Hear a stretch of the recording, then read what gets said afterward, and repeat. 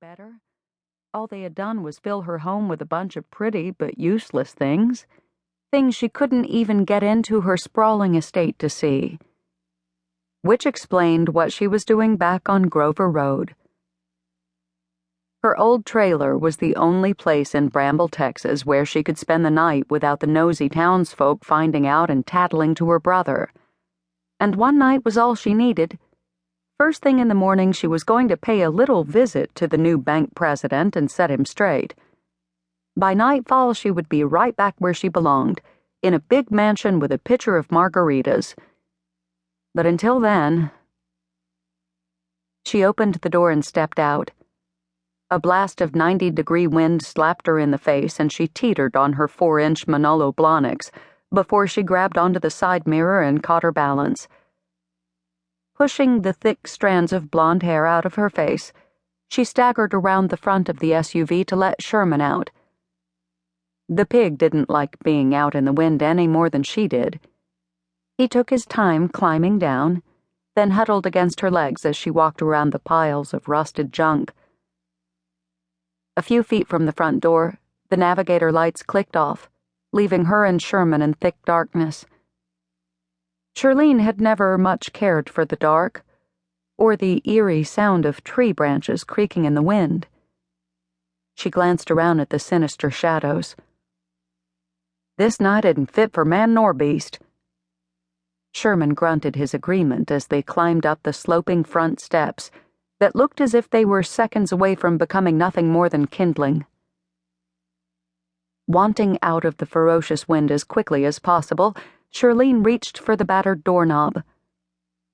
It took numerous twists and a couple of stunned seconds before she realized it was locked.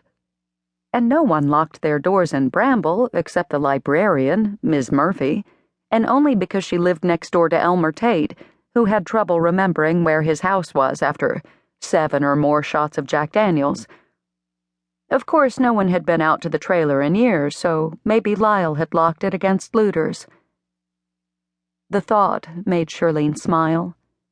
Her late husband had been so sure she would want to hang on to her childhood home, so sure that one day the bad memories would be replaced with good ones. Pushing down the sadness that threatened, Shirlene searched for the key that Lyle had given her on their first anniversary, along with a diamond and ruby bracelet.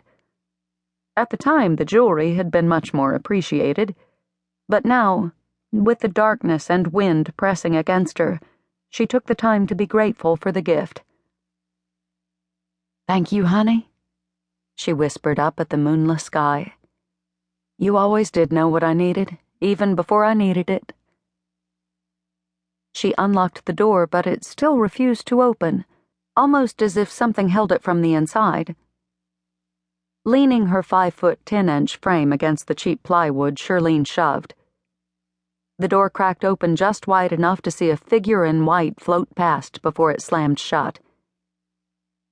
The key slipped from Shirlene's fingers and clunked on the steps, followed by her purse, as a chill tiptoed down her spine.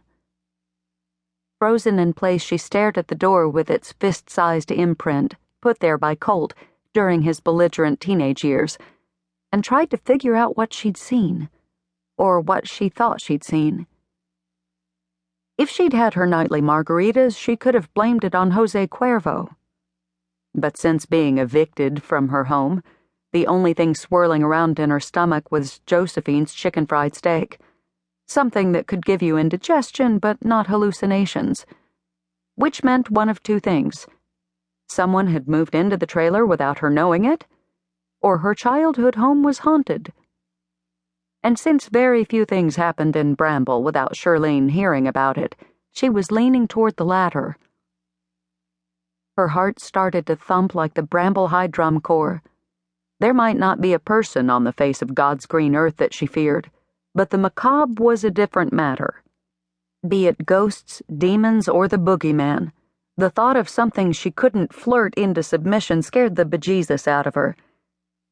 But before she could retrieve her purse and keys and get the hell out of there, Sherman lost patience with the weather and his chicken-livered pig sitter. With a frustrated grunt, he lowered his head and plowed into the door.